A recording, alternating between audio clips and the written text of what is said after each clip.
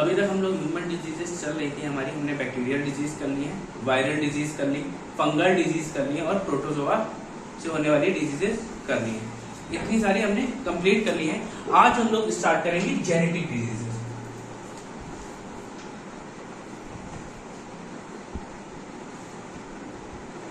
यानी अनुवांशिक रोग। तो अनुवांशिक रोग क्या होते हैं? जो हमें अपने पेरेंट्स से, जो आपको एक जनरेशन से दूसरी जनरेशन में जो रोग स्थानांतरित हो रहे हैं, आपके दादाजी से आपके पिताजी को मिले, आपके पिताजी से आपको, या आपकी नानी या नाना में से आपकी माताजी को मिले और आपकी माताजी से आपको मिल गए और आपसे आपके बच्चों में चले गए। तो इस तरीके से रोग क्या है? ये जेनेटिक डिजीज है। और इनके लिए क्या जरूरत थी? जब भी किसी सेल, जीन या क्रोमोसोम में क्या हो जाता है? म्यूटेशन, कोई भी म्यूटेशन हो जाए, यानी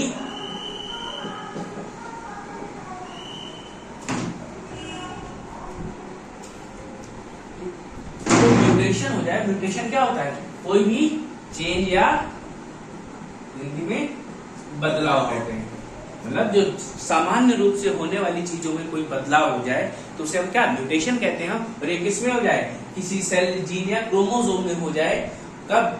ये आपके माता पिता से आप में आ रहा हो, उसमें कोई म्यूटेशन हो रहा है, या किसी में कोई म्यूटेशन आपके माता पिता में था, वो आप में भी आ गया। वो क्या था? एक कोई रोग था। उसी को हमने क्या कहा है? अनुवांशिक रोग कहा है। फादर ऑफ जेनेटिक्स कौन से हैं? Who is father of genetics?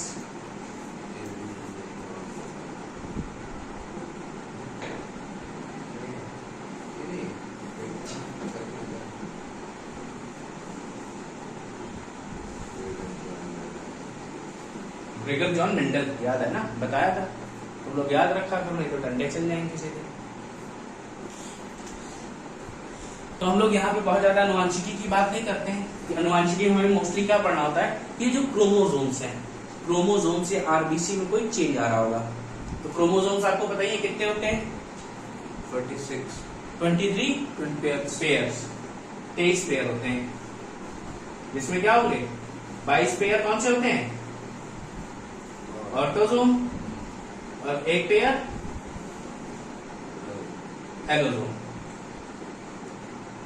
Autosome में 22 पेयर मतलब 44 एक जैसे होते हैं, चाहे मेल हो या फीमेल हो। वही 1 पेयर कैसा होता है?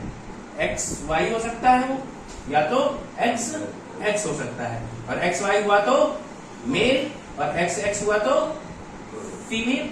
बता रहा था ना, ये सेक्स डिटरमाइनिंग क्रोमोसोम्स होते हैं। तो ये सब बातें हम पहले भी कर चुके थे, फिर भी मैंने आपको ये बता दिया है। अब हमें स्टार्ट करने के जेनेटिक डिजीजेस, और पहली डिजीज डालो कौन सी? हीमोफीलिया।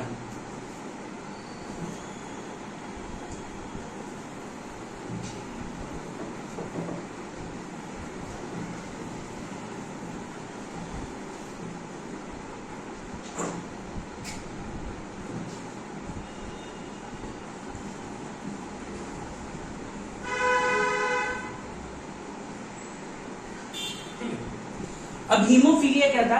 इसे पहली बार इंग्लैंड की रानी को देखा गया है। यह रोग किसमें पाया गया सबसे पहले? It was mostly found in queen of England. और जब उसे देखा गया तो जो उनका खानदान है, वो कौन सा खानदान है? शाही खानदान है से है वो। ठीक है, तो इसको क्या शाही रोग या रॉयल डिजीज भी कहा जाता है, also known as.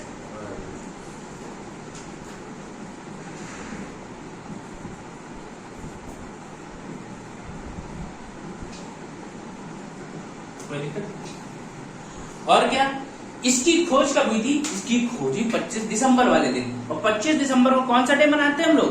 Christmas day.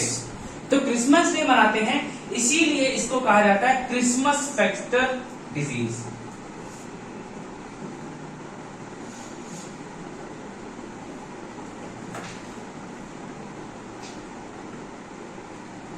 या क्रिसमस कारक रोग कहते हैं इसको। अब देखो, अब इसमें बीमारी क्या होती है?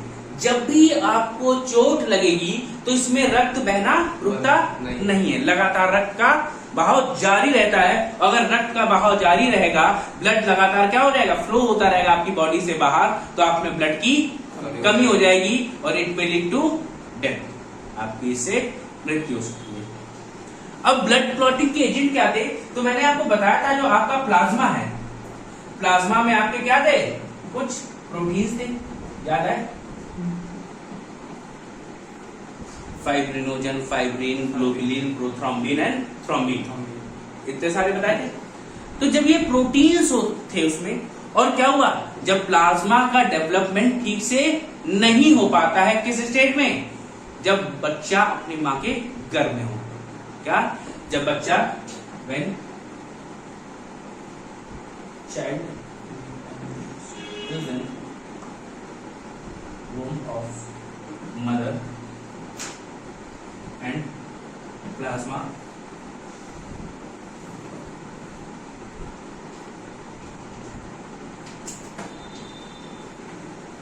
does not develops completely।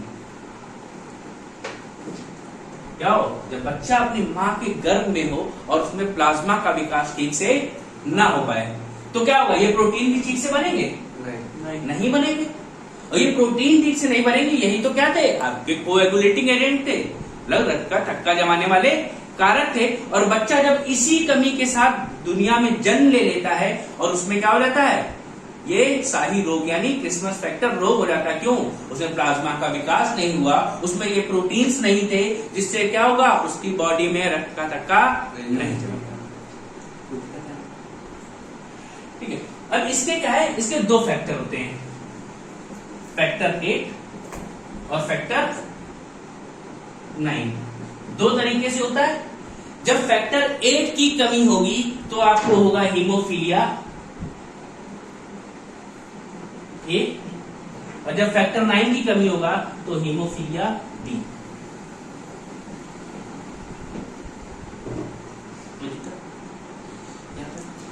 तो ये क्या थी आपकी haemophilia, it is a genetic disease, ये आपके माता से आपको मिली होगी। ठीक है, और कैसे, इसमें होता क्या है, ये एक एक्स फैक्टर है, मतलब एक्स क्रोमोसोमल डिजीज है। क्रोमोसोम्स कितने टाइप के बताए थे मैंने आपको, एक्स वाई बताया और एक एक्स एक्स बताया। तो जब इसमें क्या होगा, इसमें जो एक्स क्रोमोसोम है इसमें डिस्टरबेंस होता है, तब हमें ये बीमारी होती है। कोई दिक्कत,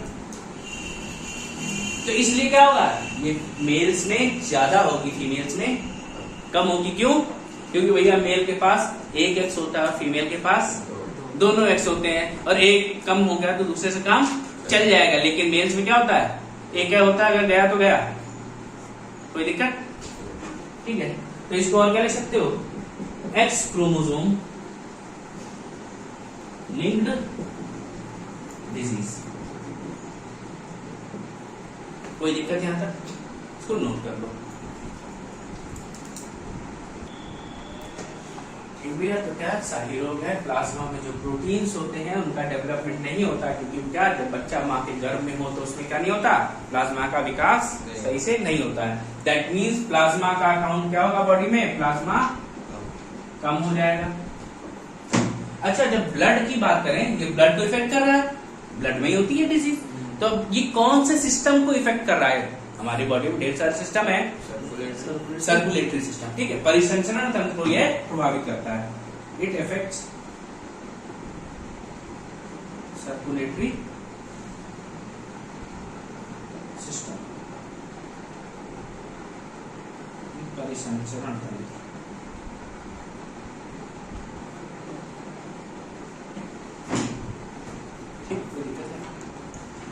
अब आगे देखो, अगली डिजीज है कलर ब्लाइंडनेस।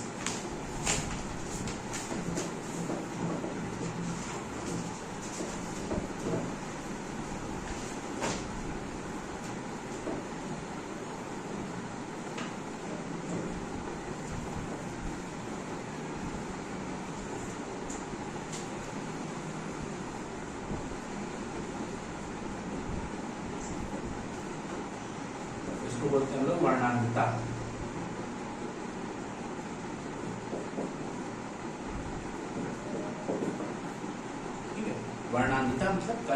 ब्लाइंडनेस। अब देखो ये क्या है, ये भी एक एक्स क्रोमोसोम लिंक्ड डिजीज है।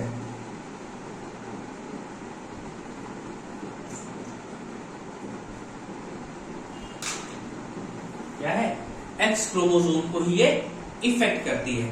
तो क्या होगी, ये मेल्स में लगभग 8% पाई जाती है, वहीं फीमेल्स की बात करें तो 0.4%।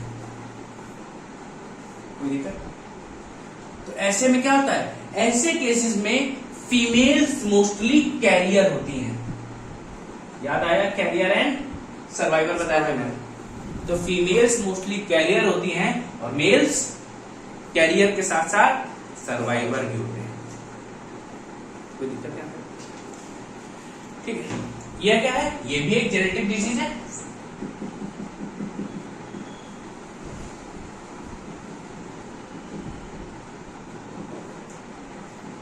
अब देखो आपकी आंखों में दो टाइप की सेल्स होती, कौन कौन सी, एक रॉड शेप, दूसरी कोन शेप।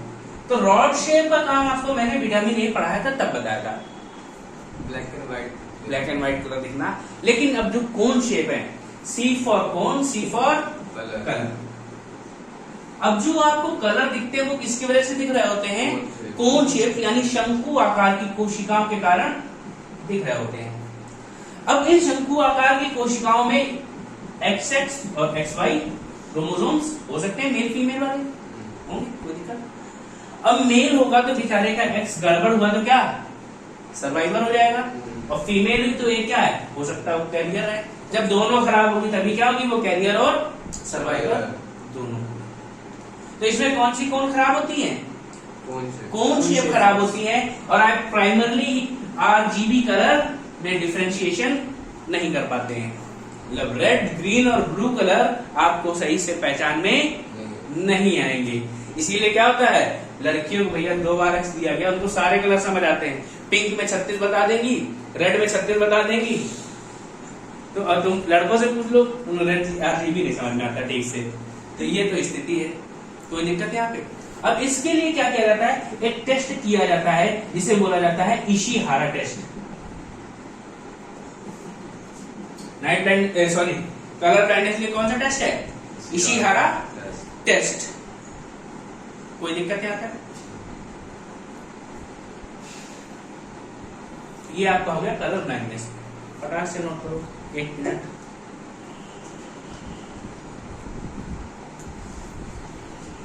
अगला लिखो सिकल सेल एनीमिया। इसमें समझ आ गया ना कलर ब्लाइंडनेस में, ये क्या है, एक्स क्रोमोसोम लिंक डिजीज है। इसलिए क्या जेनेटिक है, मेल में 8%, फीमेल में 0.04%। फीमेल्स इसमें जनरली कैरियर होती है, बिकॉज क्यों, फीमेल्स में दोनों एक्स होते हैं, एक गड़बड़ हुआ तो इससे काम चल जाएगा। मेल में सिर्फ एक एक्स क्रोमोसोम होता है, अगर वो गड़बड़ हुआ तो फिर वो क्या होगा, कैरियर और सर्वाइवर दोनों होगा। ठीक है, इसमें हम रेड कलर, ग्रीन कलर और ब्लू कलर को नहीं पहचान पाते हैं। इसमें आपकी कोन शेप सेल में इफेक्ट आता है। और कौन से कलर नहीं आप डिफरेंशिएट कर पाएंगे, RGB।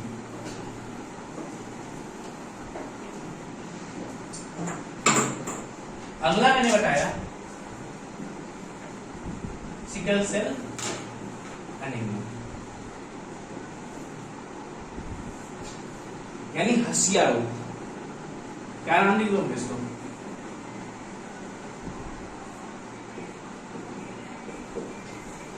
अब देखो भैया आपके पास ब्लड है, ब्लड में क्या होती है, RBC सेल्स हैं, अलग अलग RBC, WBC ये सेल्स हैं।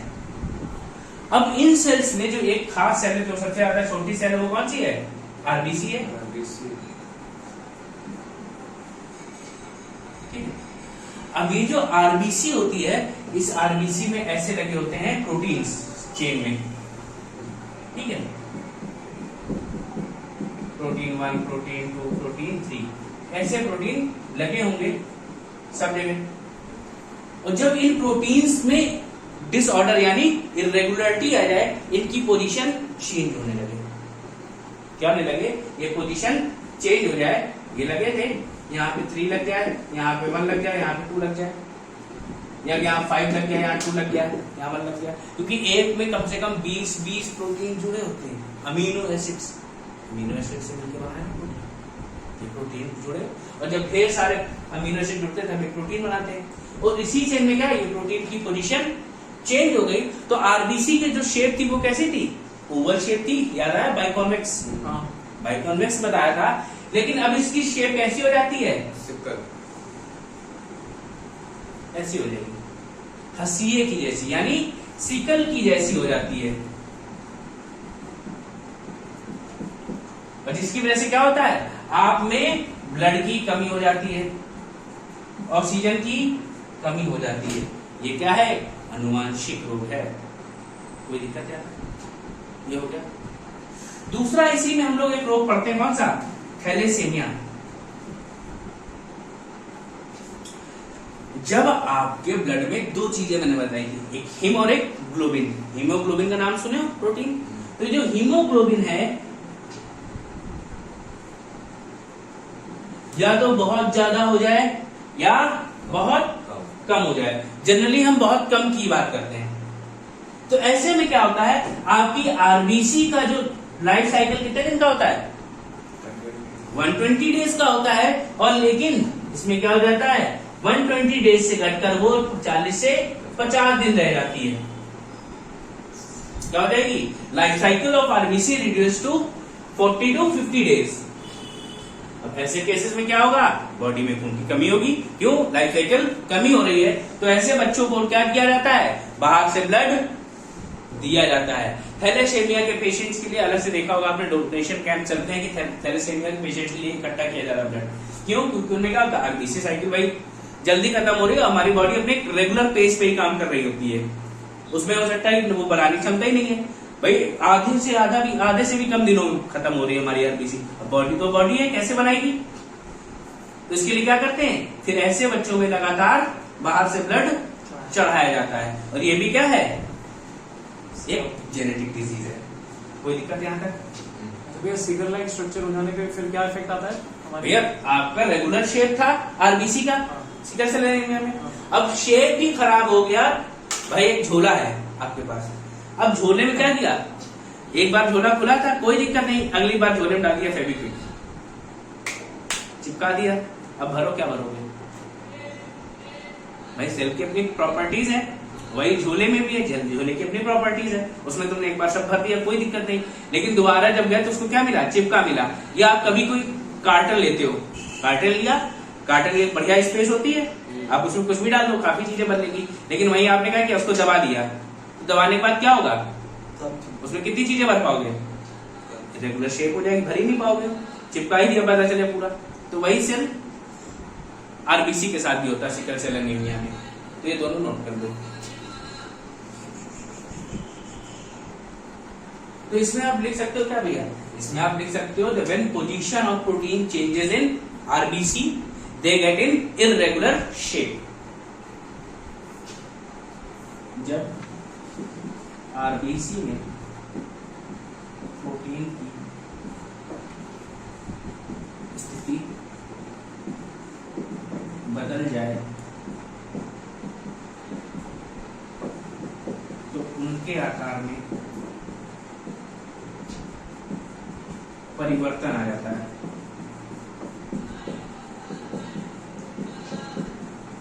कोई दिक्कत, ठीक है। और आरबीसी तो ये बताया था आपके ऑक्सीजन को ले जाने और ले आने का काम कर रही है भाई। उसमें क्या है, आपको याद होगा हीमोग्लोबिन है आरबीसी में, और हीमोग्लोबिन का काम क्या है, ऐसे तो बनाते हैं ना हम लोग, HbO2 और HbCO2, ये याद आया। हीमोग्लोबिन के साथ ही ऑक्सीजन लगता है और हीमोग्लोबिन के साथ CO2 लगता है, और जब उनका फंक्शनिंग प्रॉपर नहीं होगी तो वो ऑक्सीजन के बॉडी में आपको नहीं ले जा पाएंगे प्रॉपरली, और आपकी बॉडी में ऑक्सीजन की भी कमी हो जाएगी। कोई दिक्कत यहाँ तक नोट कर लिया।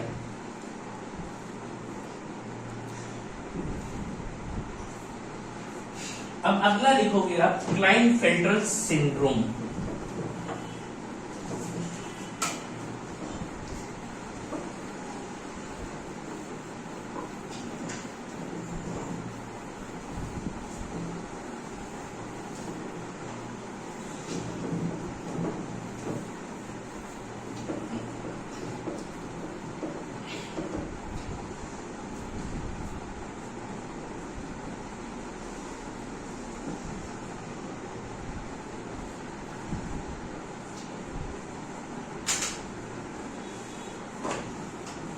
अच्छा, व्हाट इज सिंड्रोम?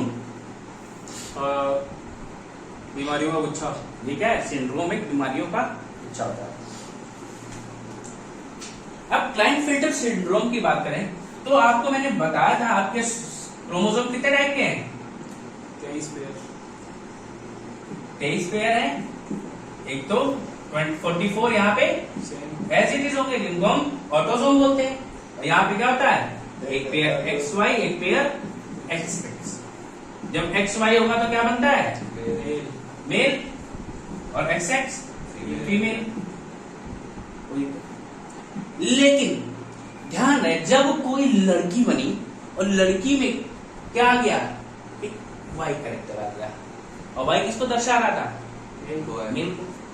या कोई लड़का बना तो इसमें एक्स कैरेक्टर आ गया, तो क्या हो गया? एक्सेस आ गया, तो मतलब फीमेल का कैरेक्टर आ गया। ऐसी स्थिति में क्या होता है कि मेल और फीमेल बनने के बाद क्या हुआ? उनमें एक एक्स्ट्रा क्रोमोसोम आ गया। मतलब अब क्रोमोसोम की संख्या कितनी हो गई? 47 हो गई। और क्रोमोसोम में जब भी कोई चेंज होगा तो बीमारी कैसी होगी? जेनेटिक। ठीक है, तो इसमें क्या हो जाता है? मेल में फीमेल सेक्सुअल ऑर्गन डेवलप हो जाते हैं, या फीमेल में मेल सेक्सुअल ऑर्गन डेवलप हो जाते हैं। कुछ मेल्स में क्या होगा? ब्रेस्ट का डेवलपमेंट होने लगता है।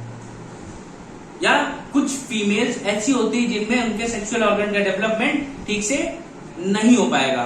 और ऐसे लोगों को हम लोग किस नाम से जानते हैं? ट्रांसजेंडर बोलते हैं। ठीक है, या किन्नर। And they must be treated equal to us. जैसे हमें पता है महाराष्ट्र की जज। कौन है महाराष्ट्र में? जज कोई नेता है। ठीक है, इनको क्या है? इनको समाज में इक्वल ट्रीटमेंट दिया जाना चाहिए, बिकॉज इनमें इनकी कोई गलती नहीं है भाई। इन्होंने अपनी इच्छा से नहीं चुना था। और हम लोग क्या करते हैं? इनको हीनता की भावना से देखते हैं। अभी भी कई जगह हम देखते हैं वहां थर्ड जेंडर का वो नहीं दिया जाता है ऑप्शन। भाई आप कोई एप्लीकेशन अप्लाई कर रहे हो तो वहां मेल फीमेल दिया गया है, लेकिन ट्रांसजेंडर का ऑप्शन नहीं होता है, जबकि दिया जाना चाहिए। अब मोस्टली तो क्या सरकार ने मान ही लिया है कि दिया जाएगा, लेकिन हमें अपने दैनिक जीवन में प्राइवेट सेक्टर में भी इसको अप्लाई कर देना चाहिए, जिससे इनका जीवन थोड़ा आसान बन सके। ठीक है, तो क्या हुआ? जब मेल में एक्स वाई कैरेक्टर के साथ एक एक्स जुड़ गया, या फीमेल में एक्स एक्स के साथ एक वाई जुड़ गया, तो क्या हुआ? उनके सेक्सुअल ऑर्गन में चेंजेस होने लगे, या वो अंडर डेवलप्ड हो गए। तो ऐसे कैंडिडेट को हम लोग ट्रांसजेंडर या इनर के नाम से जानते हैं। उनको ये जेंडर दिया जाएगा। कोई दिक्कत है? ये क्या है? जेनेटिक डिजीज है, इसमें उनका कोई कंट्रोल नहीं है। नोट कर लो।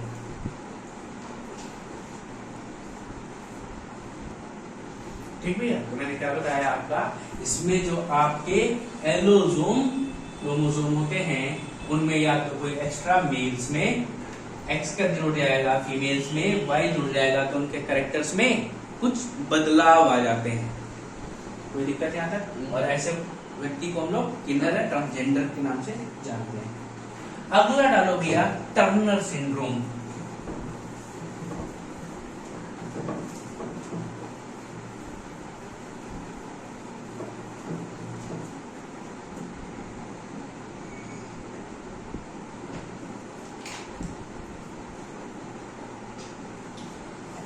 टर्नर सिंड्रोम की बात करें तो यह अकेले सिर्फ फीमेल से पाया जाता है। It is only found in females. ये क्या? सिर्फ महिलाओं में पाया जाता है। अब इनमें क्या होता है? अब भैया आपके 22 पेयर एज इट इज लगे हुए थे, लेकिन जो आपका आखिरी पेयर था एक्स और एक्स वाला ऑटोसोम क्रोमोसोम है, इसमें एक एक्स डिलीट हो जाए, मतलब अब आपके क्रोमोसोम कितने बचेंगे? 45। और ऐसी महिलाओं में कौन सा रोग होता है? टर्नर सिंड्रोम नाम की बीमारी होती है। और ये इनमें क्या है? इनमें कभी ओवेरी डेवलप नहीं हो पाती है।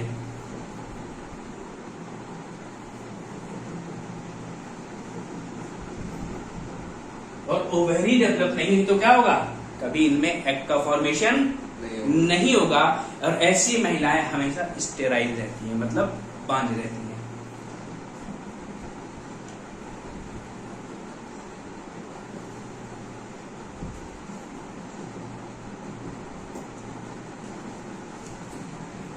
कोई दिक्कत नहीं, ठीक है। इसको नोट कर लो जल्दी से, फटाफट नोट करते रहो।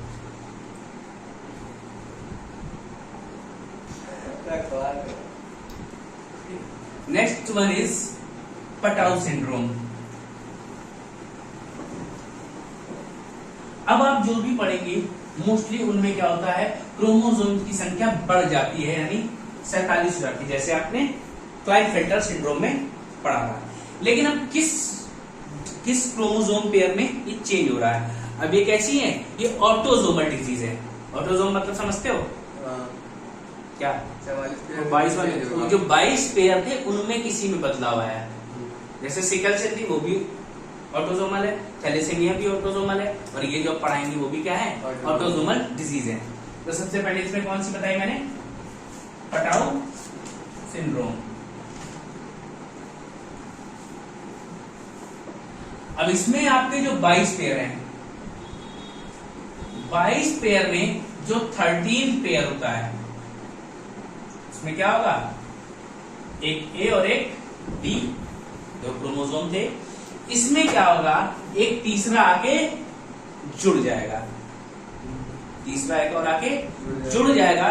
इसको बोलते हैं ट्राइसोमी ऑफ 13 पेयर। जब भी कोई तीसरा आके जुड़ेगा उसे क्या कहेंगे?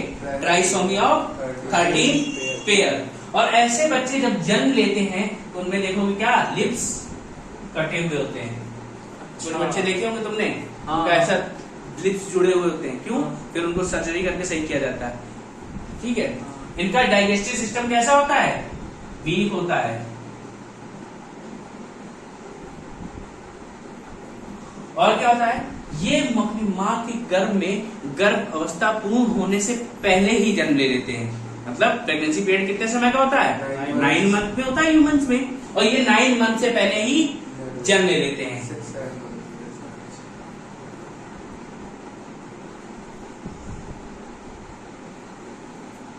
बच्चा क्या होगा?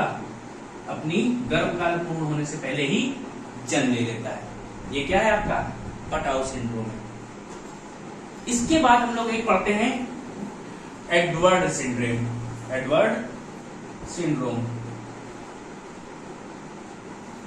इसमें क्या है? इसमें भी ट्राइसोमी होगी, बट किसकी? Trisomy of 18th pair. मतलब जो 18वां पेयर है एलोजोम का, सॉरी ऑटोजोम का, उसमें क्या होगा? ट्राइसोमी हो जाएगी। मतलब ए और बी थे, वहां पे प्लस सी लग गया, 3 हो गए। और ऐसे बच्चों में क्या होती हैं? ओवरलैप्ड फिंगर्स पाई जाती हैं। पैर उनके कैसे होंगे? मुड़े होंगे, बेंड लेग्स, कोई दिक्कत नहीं आता। और पेट उनका कैसा होगा? राउंड स्टमक, फूला हुआ होगा, फ्लफ स्टमक, कुछ भी कह सकते हो। तो इस तरीके की बीमारी किसमें आती है? एडवर्ड सिंड्रोम में। ट्राइसोमी ऑफ 18 पेयर, इसमें क्या है? ट्राइसोमी ऑफ 13 पेयर, लिप्स कटे होंगे, वीक डाइजेस्टिव सिस्टम और प्रीमेच्योर डिलीवरी ऑफ बेबी। और ये लिप्स कट वाला क्वेश्चन बहुत बार पूछा जाता है, किस बीमारी में होता है? तो वो है क्या? Patau syndrome. नोट करो इसको। आज की भैया अंतिम जेनेटिक डिजीज है डाउन सिंड्रोम।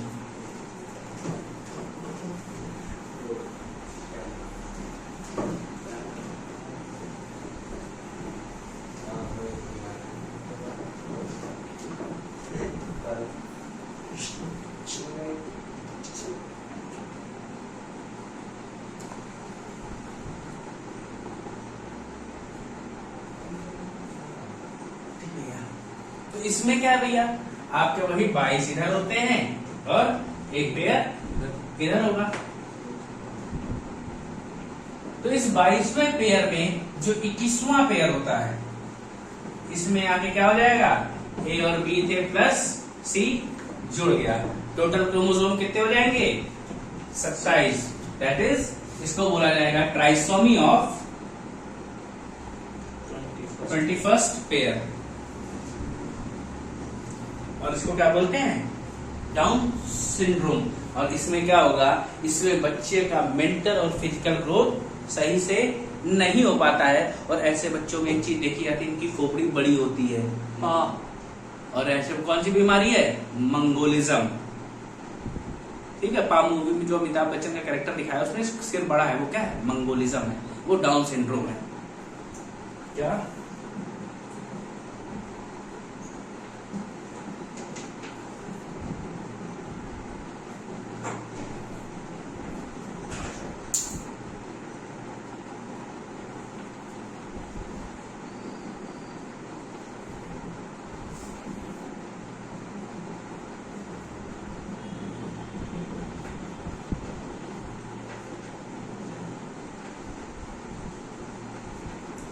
खोपड़ी का आकार कैसा होता है? बड़ा होता है। कोई दिक्कत है?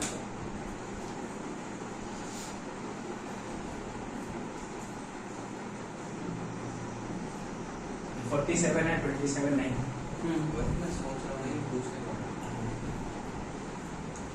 तो ये भैया आपके सारे जेनेटिक डिजीजेस हो गए। अब कुछ छोटे छोटे बच्चे हैं, वो भी और करते हैं 5-10 मिनट में, उसके बाद आपका काम खत्म हो जाएगा।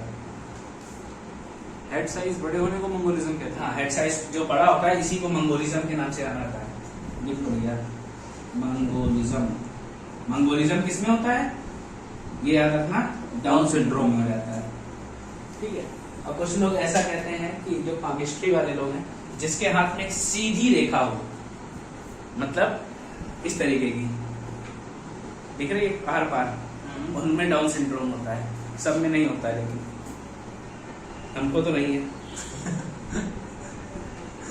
ठीक है, इसको नोट कर लो। तो अब हम कुछ अलग बीमारियों की बात करें, जिसमें हम सबसे पहले बात करें किसकी? कैंसर की, कर्क रोग। इसके बारे में थोड़ा जान लो, शायद कभी पूछ लिया जाए।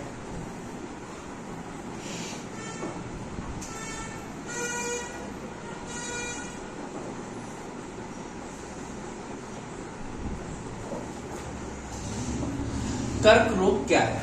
तो study of cancer is known as, क्या होती है? ऑन्कोलॉजी।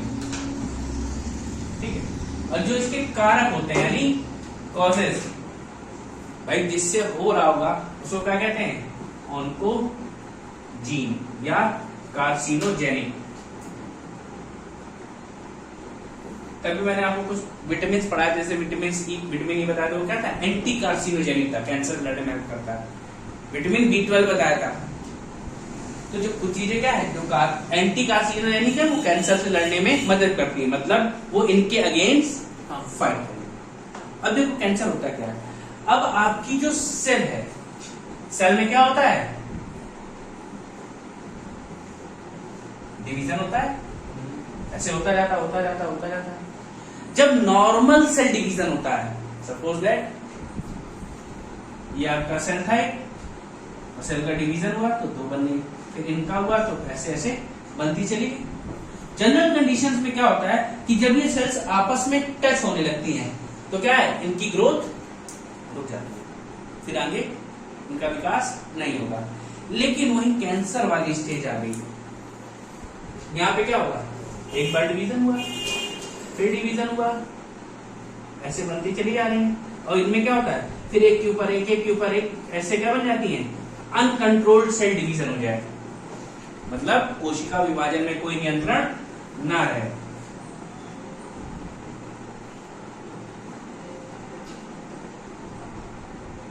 तो इस कंडीशन में क्या होता है? ये सेल्स आपस में ही एक दूसरे को मारने लगती हैं। जब ये मारेंगी तो क्या होगा? आपकी बॉडी में बीमारियां फैलेंगी। और इनिशियल स्टेज में ये गांठ जैसा स्ट्रक्चर बनाती हैं, जिसे हम क्या बोलते हैं? ट्यूमर। यही ट्यूमर जब रॉस्ट कंडीशन में जाता है तो क्या बन जाता है? कैंसर। और जिसको ब्रेन में जो होता है वो कैंसर कभी बन नहीं पाता है। क्यों? ब्रेन में ट्यूमर के स्टेज में इंसान निपट जाता है। कोई दिक्कत यहाँ? ठीक है। अब इसके लिए क्या 3 टाइप के कैंसर हम लोग पढ़ते हैं। कौन कौन सा?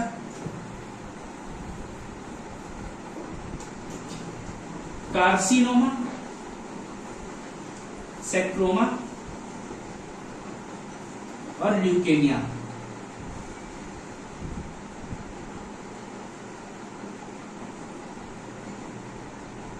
कार्सिनोमा क्या होता है? ये जो आपकी एपिथेलियल लेयर होती है, एपिथेलियल टिश्यू में जो कैंसर हो जाए वो कौन सा है? कार्सिनोमा है। तो कैंसर इन एपिथेलियल टिश्यू, जो आपके एपिथेलियल ऊतक है उनमें अगर कैंसर होगा तो कौन सा होगा? कार्सिनोमा होगा। फिर सेक्ट्रोमा, कैंसर इन बोन्स, बैकबोन में भी हो सकता है, नॉर्मल किसी और बोन में भी हो सकता है कैंसर। फिर ल्यूकेमिया क्या है? ब्लड कैंसर, बताया था ना, जब WBC का अमाउंट बढ़ने लगता है। याद आ गया? इसके लिए हम लोग ट्रीटमेंट में क्या क्या यूज करते हैं? रेडियोथेरेपी, याद आया? कीमोथेरेपी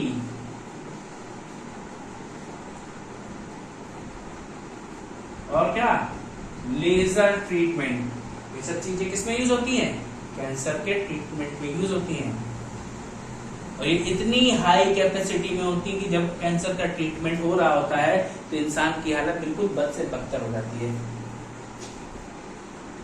मतलब अगर आपको नॉर्मल स्टेज में आपको कैंसर वाला आदमी दिखाई दे, इनिशियल स्टेज में, तो आपको लगेगा बहुत हेल्दी है, अच्छा दिखाई देगा, मगर उसको कैंसर है। बहुत बुरी स्टेज ना आई हो, फाइनल स्टेज के बाद कोई ट्रीटमेंट भी पॉसिबल नहीं होता है। इनिशियल स्टेज में वो आपको लगे बढ़िया हेल्दी है, कोई दिक्कत नहीं हो रही है, लेकिन जब उसका ट्रीटमेंट चल रहा होगा, तो ट्रीटमेंट चलेगा तो आपको लगेगा भैया ये तो कैंसर के साथ ठीक था। अब उसमें क्यों? क्योंकि उसमें जो मेडिसिन चलती है बहुत हाई लेवल चलती है, कीमोथेरेपी दी जाती है, वो भी क्या है लगातार आप रेडिएशन में बिठा दिए गए हो, लेजर ट्रीटमेंट, तो भैया बॉडी में लॉस हो रहा है, एनर्जी लॉस हो रही है, तो आपकी बॉडी बहुत बुरी हालत में हो जाएगी। फिर वो धीरे धीरे रिकवर करता है। कैंसर के ट्रीटमेंट के बाद कहते हैं बॉडी बहुत अच्छे से रिकवर लोगों में नहीं करती, बहुत कम लोगों में ऐसा हो पाता है। उसके जो नॉर्मल आदमी है उसके लिए ट्रीटमेंट कराना भी बहुत आसान नहीं है, लाखों रुपए खर्च हो जाते हैं। ये युवराज सिंह तो आप है नहीं, ये अरबों करोड़ों की संपत्ति आप ट्रीटमेंट करा के चले आए। नॉर्मल लाइफ में इसका ट्रीटमेंट कराना बहुत टफ हो जाता है। एक आम आदमी मिडिल क्लास में अपनी प्रॉपर्टी बेची करा लेता है, कोई दिक्कत नहीं। इसको नोट कर लो। तो बेसिकली कैंसर क्या है? अनकंट्रोल्ड सेल डिवीजन है।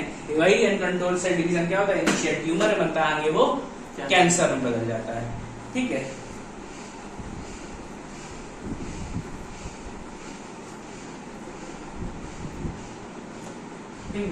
कुछ बीमारियां और हैं, उनके नाम देख लो, जिनको मैंने आपको हो सकता है कुछ ग्लैंड जब पढ़ाए थे, एंडोक्राइन और एक्सोक्राइन, तो वहां पढ़ाए हुए होंगे, तो जो मोस्टली है मैंने वो नहीं बताया यहाँ पे। ठीक है, आपको वो पढ़ने हैं तो आप तुरंत जाएंगे एंडोक्राइन और एक्सोक्राइन पढ़ के अपने वो डिजीजेस क्लियर कर लेंगे। जिसने पढ़ा है वो समझ रहा होगा। फिर आगे हम बात कर रहे हैं और डिजीज की, जैसे क्या है? Hashimoto disease. ये कैसे होती है? Increase in thyroid gland. आपका थायराइड ग्लैंड क्या हो जाता है? बड़ा हो जाएगा। इससे ज्यादा आपको इसमें कुछ जानना भी नहीं है। फिर अगला क्या है? Meena Marta. Meena Marta basically mercury से होता है।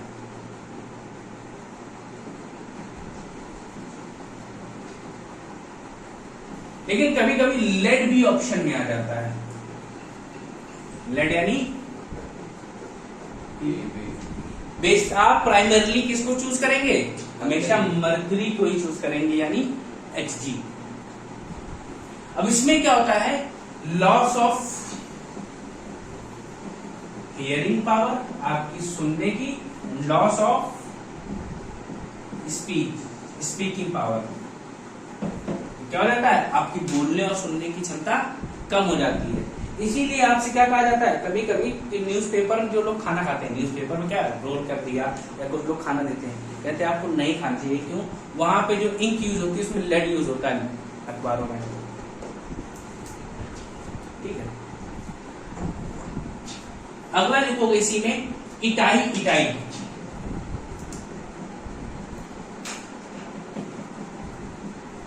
ये किसकी कमी से होता है? कैडमियम की वजह से। किसकी वजह से होगा ये?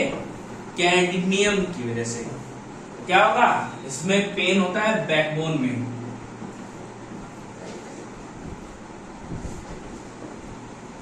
कोई दिक्कत है? अंदर पेन होगा कहाँ? बैकबोन में। फिर इसके बाद ब्लू बेबी सिंड्रोम।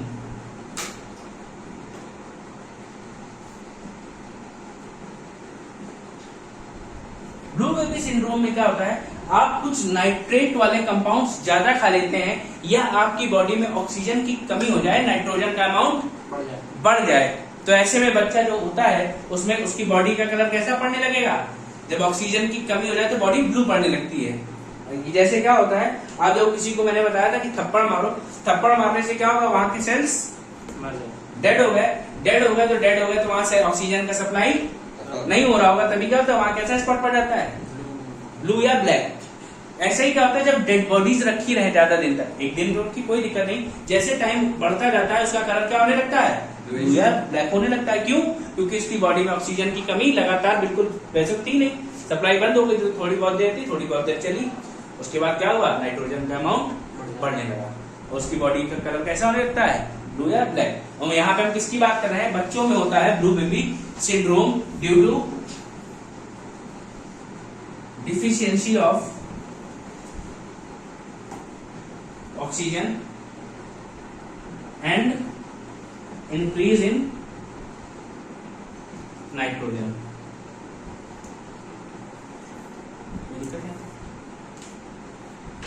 ठीक है, फिर इसके बाद आपको याद होगा और डिजीज मैंने बताई थी, जैसे एक गोइटर याद है?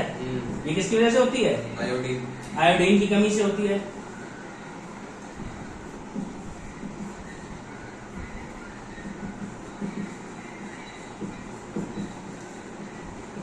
ठीक है, और एक होती है डर्मेटाइटिस, मतलब आपकी स्किन में डिजीज हो रही है, आपकी स्कैल्प में डिजीज हो रही है, तो क्या है? डर्म मतलब स्किन।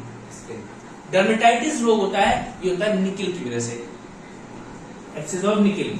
और निकिल कहाँ मिलता है आपको? कौन सा चीज आप खाते हो जब निकिल मिलता है? याद होगा, चॉकलेट।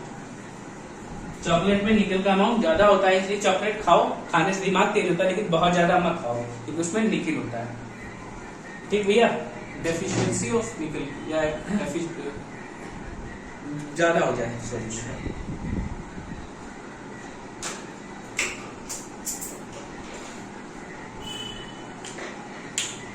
भैया क्या हाशिमाटो कैसे होता है? थायराइड ग्लैंड के बढ़ने से। मीनामार्टा मर्क्यूरी की वजह से होता है। इटाई कैडमियम की वजह से होता है। ब्लू बेबी सिंड्रोम नाइट्रोजन की अधिकता से या ऑक्सीजन की कमी हो रही होगी। गोइट्रे आयोडीन की कमी से। डर्मेटाइटिस निकिल की अधिकता से। ठीक है भैया, तो ये आपके सारे डिजीज आपके कंप्लीट हो गए हैं, सारे चैप्टर्स यहाँ से इसके कंप्लीट हो गए। अब हमें पढ़ना है एनिमल किंगडम।